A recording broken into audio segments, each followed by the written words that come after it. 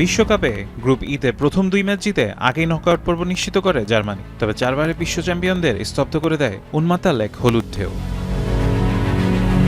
ম্যাচের শুরুতেই লিরয় সানের গোলে এগিয়ে যায় জার্মানরা। তবে মাত্র 9 মিনিটের মাথায় নিলসন আনহুলো সমতায় ফেরান ইকুয়েডরকে। এরপর আক্রমণ পাল্টা আক্রমণে জমে ওঠে লড়াই। 77 মিনিটে কর্নার থেকে আসা বলে গঞ্জালো প্লাতা গোল করে ইকুয়েডরকে এনে দেন ঐতিহাসিক জয়।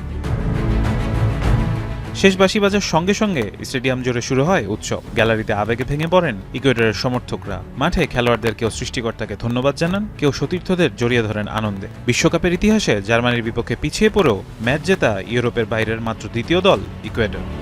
আমি ভরসা রাখি হিরন স্মার্ট ওয়াটার পিউরিফায়ারে।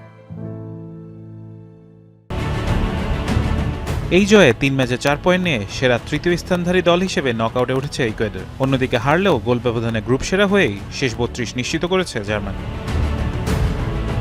এদিকে একই গ্রুপের অন্য ম্যাচে কুরাসাওকে 2-0 গোলে হারিয়ে প্রথমবারের মতো বিশ্বকাপের নকআউট পর্বে জায়গা করে নিয়েছে আইভরি কোস্ট। নিকোলাস পেপের জোড়া গোলে আসে আফ্রিকার দলটির ঐতিহাসিক সাফল্য। বিশ্বকাপের গ্রুপ পর্বের শেষ দিনে দারুণ নাটকীয়তা, আবেগ আর ইতিহাস সব মিলিয়ে ফুটবল ভক্তদের উপহার দিল স্মরণীয় এক রাত।